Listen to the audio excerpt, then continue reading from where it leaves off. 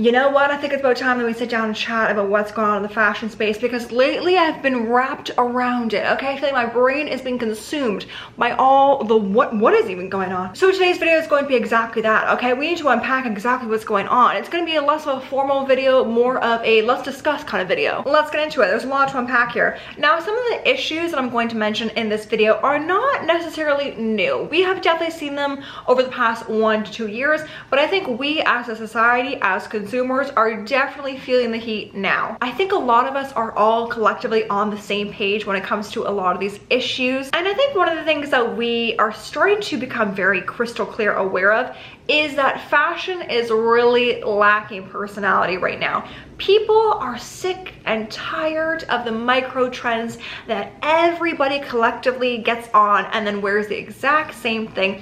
And I think we have obviously social media to thank for that, but I think especially TikTok. In the past 2 years especially, we have seen micro trends rise to fame very quickly and then diminish very quickly as well. But we have seen so many micro trends, Barbiecore especially, cottagecore. I mean, what other core is there? Even the word core is a micro trend, and I actually mentioned this in my previous video, but there's an article about how the French want to diminish the word core because it is too English. They want to essentially get rid of it. Honestly, fair enough. I'll insert the article that I'm referring to in the description box down below, but I think people are just fed up with micro trends. Okay, we want to see personalization. We want to see who that person actually is through clothing. We are tired of seeing the exact same trend over and over and over again. I'm not going to touch on too much on the trends. I just spoke about the trends that I think we should leave in the past. I'll insert that video above.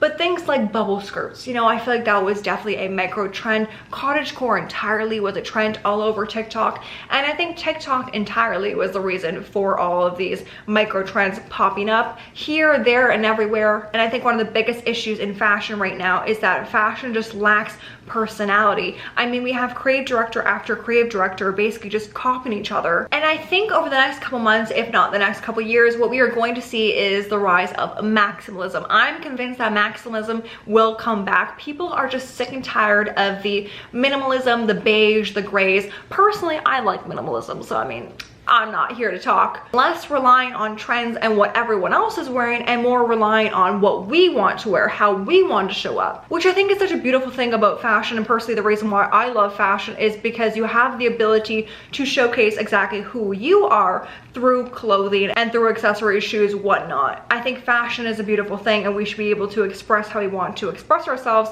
not necessarily only rely on trends. And I think that's where we are going as a society. Less micro trends, more showcasing your personality and being free to do so as well. Listen, the next issue is absolutely no issue that we are strangers to, and it is the rise in pricing. Prices have gone through the absolute roof, okay? Prices are astronomical, if not borderline insane. Like, some of these prices that you see from these designer brands are just, where did you pull these from? One thing that just comes top to mind immediately is when Burberry had Daniel Lee come in as their creative director, and all the pricing just changed. But when you have a dramatic price increase from a designer brand like Burberry, who maybe did not have those types of prices in the past, the consumer gets a little bit frightened, okay? The consumer goes, what is this? Because I'm not used to paying such and such for, let's just say, a Burberry scarf. In that consumer's brain, they go, oh, I would only want to pay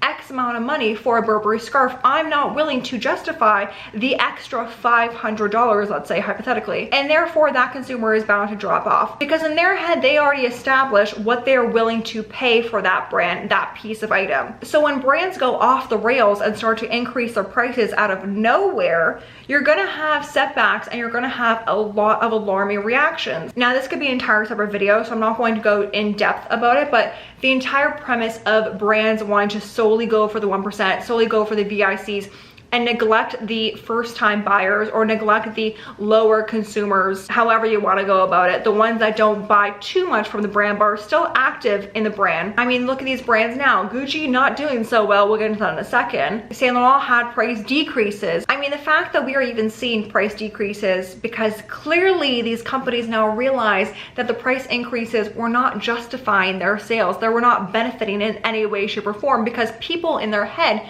knew that what Saint Laurent Cassandra bag was not worth X amount of money. Designer brands aside, consumers are just fed up with the price increase after price increase. Something in my bones just tells me that we're in for a treat when it comes to price increases, maybe price decreases, who knows. Something tells me that 2025 is going to be an interesting year. You probably are all familiar with the creative director game that is going on, i.e. musical chairs. All the creative directors are going each way and every way. Okay, one person is over here and the next person is over here, and then the next following week, oh, they switched. It is so hard to keep up, which I think is a detriment to that consumer, because in the consumer's mind, let's say for example Gucci. Gucci is a really good example of this.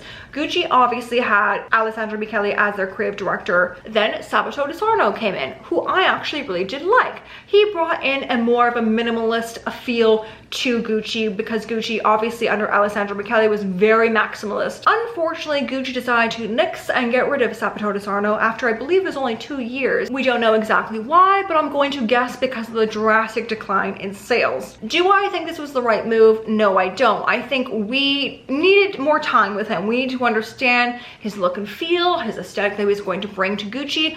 I believe it was clear after 2 seasons I was really liking what he was producing. Gucci was not, apparently. They then decided to replace Sabato De Sarno with Demna, the creative director of Balenciaga. One thing you should know about me is that if Balenciaga has no fans, I am dead. I absolutely do not like Balenciaga, and after the scandal, I'm not going to go into that happened about 2 years ago, I want to say, I hated it even more. Demna to me is just all about the gimmicks and to make a reaction, and that's about it. Do I think this is the best move for Gucci? Especially not for Gucci. Oh, I think Gucci panicked with the decline of sales, and I think desperate times call for desperate measures. Do I think this is the right move? Absolutely not. I'm absolutely terrified. Not Gucci, okay? Don't take Gucci down the Demna road, but alas, here we are. Now, besides the actual creative director of musical chairs, we have to think about the consumer, because at the end of the day, the consumer is what matters. The customer is what matters. The customer is the reason to those brand successes. So when you are playing creative director of musical chairs, that consumer, that customer does not understand the vision. That customer is going to go into the store confused and probably going to leave confused, resulting in no sales. I feel like I've gone on a little bit of a tangent, but I think when you have so many creative directors doing all these musical chairs, it really confuses the customer, and I think the customer needs to not be confused, especially not in this market. This is not the market to be confused. These brands clearly need our sales, and when the customer is confused, there's not going to be no sales, especially with these price increases. Which brings me to my next point, is customer service. Where is the customer service lately?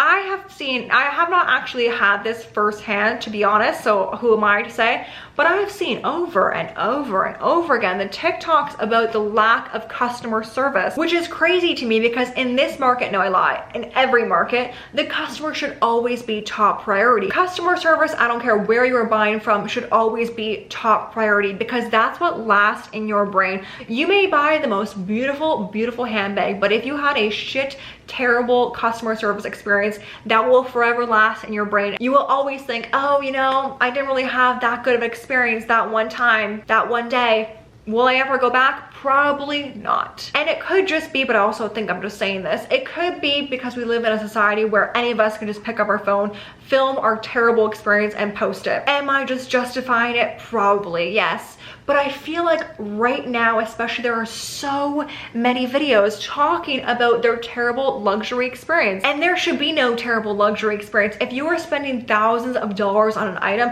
I expect the utmost luxurious experience from the moment I walk in, from the moment I walk out. And if I'm not getting that, I'm going somewhere else. There is top competition in this market. We have so many things available to us. Do I really expect to be treated like shit and give you my money? No, absolutely not. And I'm not pointing fingers at any brands in particular. I just think that we are seeing a lot of customer service complaints, okay?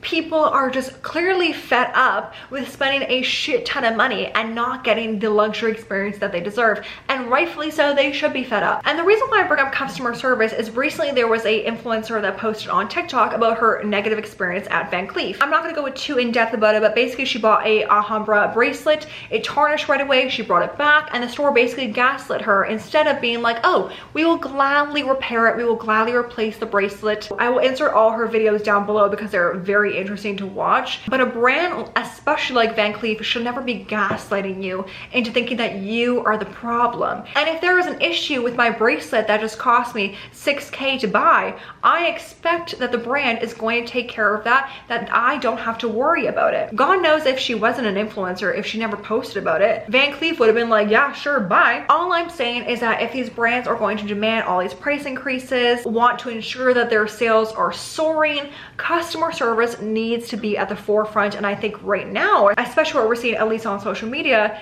is not the case. And obviously this is not the case for every single brand. Some brands are going to be exceptional with their customer service.